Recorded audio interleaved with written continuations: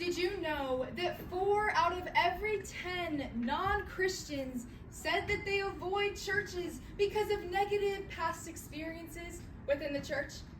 Many of them shared that they consider Christians hypocritical and judgmental.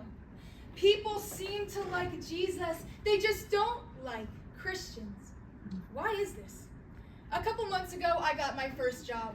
For most of my life, I had been surrounded by saved believers and really only had friends in the church. Spending a lot of time in an atmosphere that I wasn't used to really opened my eyes. Multiple times, I've overheard coworkers talking about Christians and how they'd been hurt by the community. This really broke my heart. But something that surprised me was that they all knew about Jesus. They knew about Christianity, and it wasn't that they thought it was crazy or unbelievable. It was that they had been pushed away, judged, and deeply hurt by the Christians that they've encountered. There's an unspoken judgment that we as Christians participate in. This judgment stems from a comparison that we have no right to make. We often see another person's lifestyle or choices and start to subconsciously believe that we are at a higher level than them, when in reality, we just struggle with different sins. When we see someone struggle with gender identity or homosexuality, we start to compare their sinful behavior with ours. But when someone else tells us about their struggle with unforgiveness, gossip, or lust, we have so much grace and understanding because we sin like that too. But when did we become any different in the eyes of Jesus? Romans 3:23 says, "For all have sinned and fall short of the glory of God." Key word, all.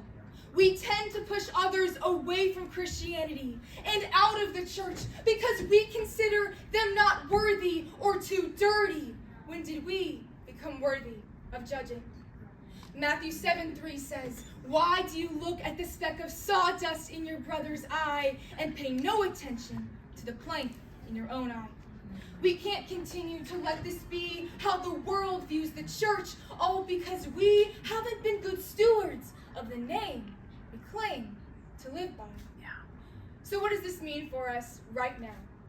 I'm calling us to look in, look out, and look up. To look in, we need to judge our own behavior because we are no better than any other. We have to review our own heart and make Jesus our first love. To look out, we should notice those around us who have been given a distorted picture of Jesus. And if you're like me a couple months ago and you're only surrounded by fellow Christians, God is calling you to step out. Put yourself in a position where you have the opportunity to share the gospel and be okay with being uncomfortable. But I want to make something clear. This doesn't mean encouraging sinful behavior or putting ourselves in a position where we become closer to the sin.